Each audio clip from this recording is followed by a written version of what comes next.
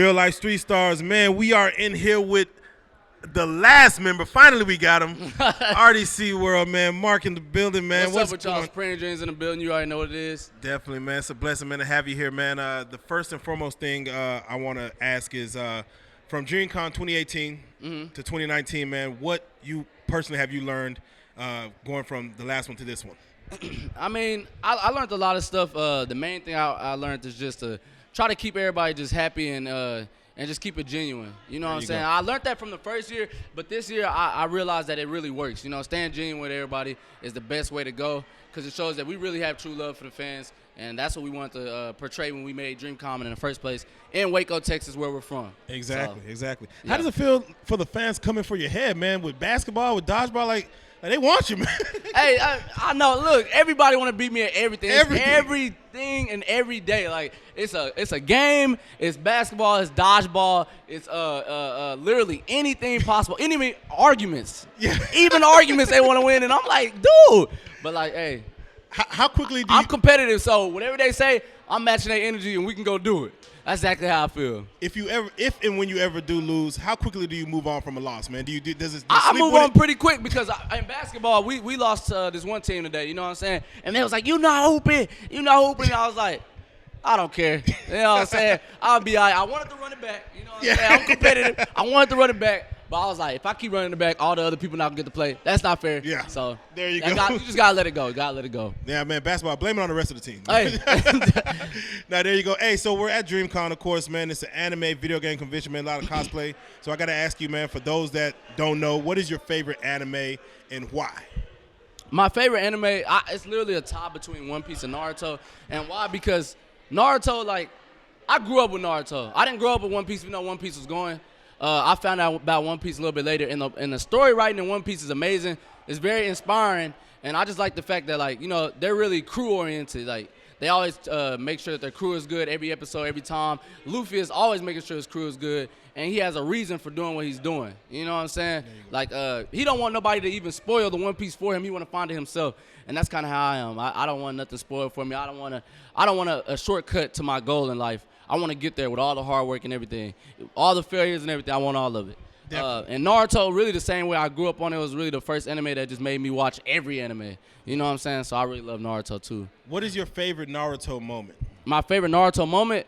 I have a few favorite Naruto moments, but I guess when he landed in the pain fight, I really like that part. Look at that. You see that? You see that? I tell them, man. What happened? The moment, for me, Naruto, the moment he landed in the pain fight, I yelled. I yelled, man. Because you knew something was about to go down. I knew that was for the box. He destroyed the whole village. And that's I'm like. Very true.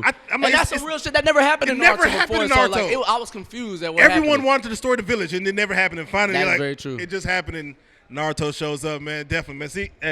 See? Hey, you know what he talking about. Yeah. Hey, and Madara. I like when Madara came and really whooped the whole, how many people was it? I want to say like 3 villages worth of people. And that's because Madara, he's supposed to do that. You know what I'm saying? Yeah. But yeah, those 2 moments, really some favorite moments of mine. Definitely. What do you feel about anime intros spoiling sometimes what's going to happen in the show? I just watched Attack on Titan Season 3 intro, and I'm like, man, it's showing a lot in the intro that, it's the first episode, so I'm like, that's showing a lot. What do you feel about intros showing too much? I don't really have a problem with intros showing a lot of stuff because most of the time I feel like they're not showing what's going to happen. They just like hinting at stuff. I've never really been spoiled by intros, so I don't really be looking that deep into it. I just like the stuff that they put in there. But when I seen Dragon Ball Super, the Goku versus Jiren, I'm like, okay, I'm Jiren. I figured it was going to happen, but I'd rather have just waited to see it. But, they showed it. I'm like, okay, I guess I'm just waiting for them to fight now. So, to each his own. That is true. I mean, I guess you could kind of feel like, oh, that has to happen. You know what I'm saying? Because it's Jiren and then it's Goku. Who else would have fought? Well, Vegeta could have fought him, but, like, since it's the main character of the show and the main villain right now, like, I feel like it wasn't too much of a spoiler, but it is still a spoiler. Definitely. I see what you mean, though. If you could make your own anime, what would it be about? What would be the story arc, and what would be the pathos or the overall issue? So I have made my own manga. Yeah. So I'm gonna just say this part because that's how RDC got started. It started with just me and Av. We were trying to make a manga, but the manga failed. right? And that manga was called The Resistance. It was about these 5 kids. The world was destroyed already. Basically, the villains had already won, and it was about how they were going to try to take it back, the world back and everything, and get everything back in order. But we were 16 and 15 at the time, and we didn't understand what we was getting ourselves into. We wrote the whole story and everything, but I love it. Unfortunately, it didn't work. And then we started making YouTube videos, and we made the whole group that is known as RDC today. And I have made a new story that I think it will hit, but I cannot give no spoilers. On no exclusives today. Spoilers, yeah. We're gonna wait for it. Have you seen Avengers Endgame? I have. Yeah. Okay. Do you 2 times. I seen it twice. Was it better the second time or?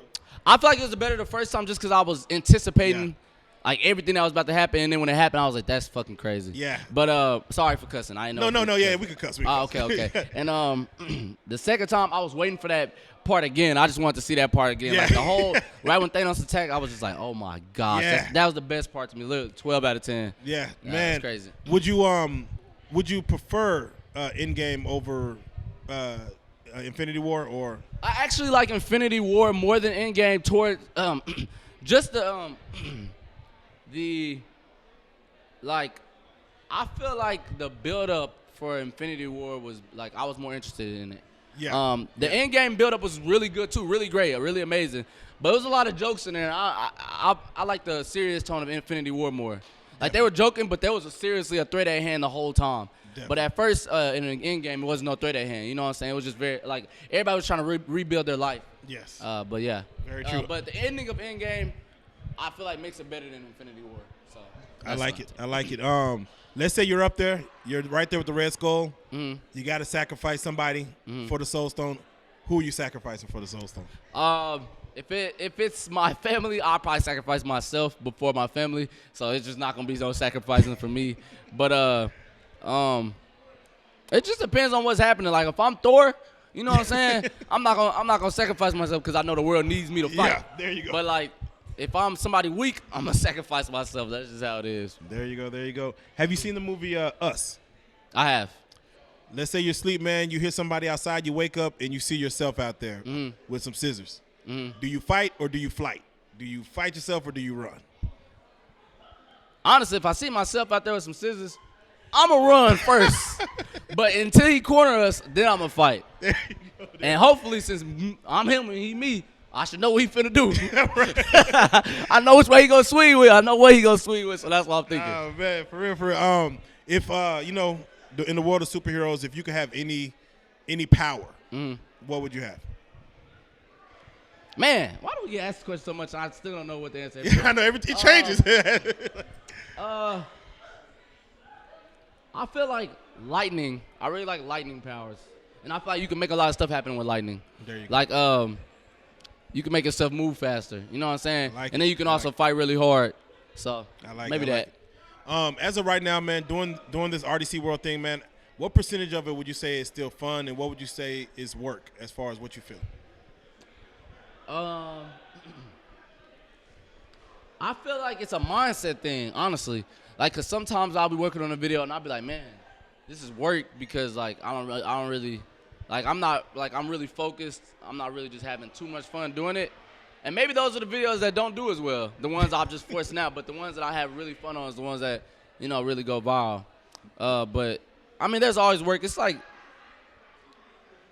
it's 50-50, man. Like because some videos we make just for the world, and some videos we make because we want to show the world. So. What is one of your personal favorites that you've done that you kind of go back to like, man, this was very funny, man? Personal favorites, I like smart anime characters. I like a lot.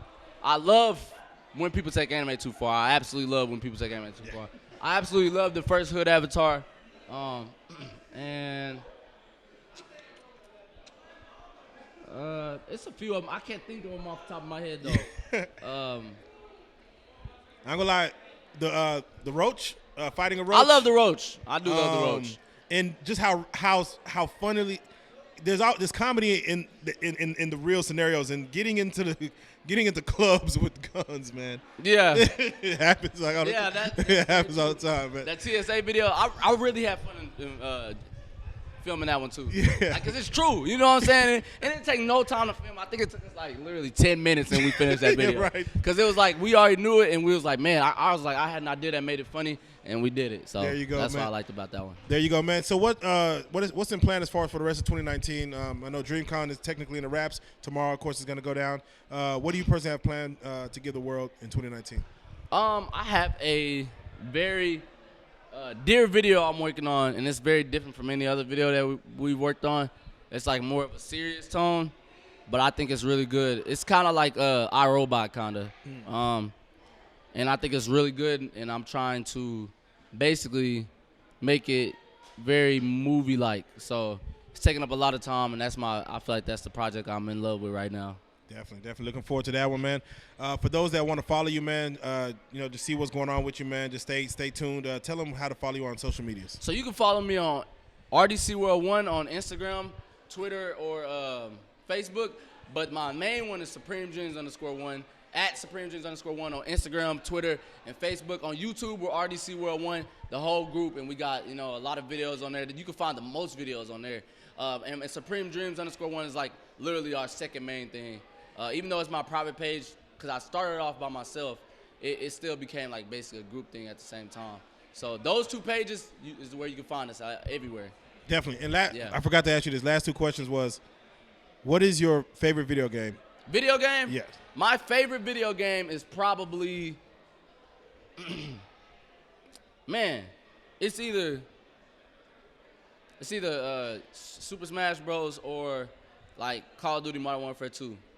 I really love that one. Definitely. And who will be your go-to character in Smash Brothers? My go-to character in Smash Bros. Is Kirby or Dr. Mario. Those are my two go-to characters. And why? I choose either one depending on what situation I feel like I'm in. If I gotta fight somebody that's really big, I'll fight Dr. Mario. If I fight somebody that's the same size, Kirby. There you go, man. You got any shout-outs you want to give? Shout out to y'all. Honestly, that's what I really want to give back. What was your name again? Real-life Street Stars. Real-life Street Stars. Hey, shout out to Real-Life Street Stars. They are some genuine people. I really like how they did this. I had fun doing it, and I just want to thank them for that. And for coming to DreamCon, showing their support. Bless them, man. Appreciate that. Bless them, man. We're going to be here in 2020, man. It's just a great thing you guys are doing, man. Man, don't even have to be said, man. You are a real-life street star, Mark. We salute, man. RDC World, man. Thank y'all. See y'all later. Hey.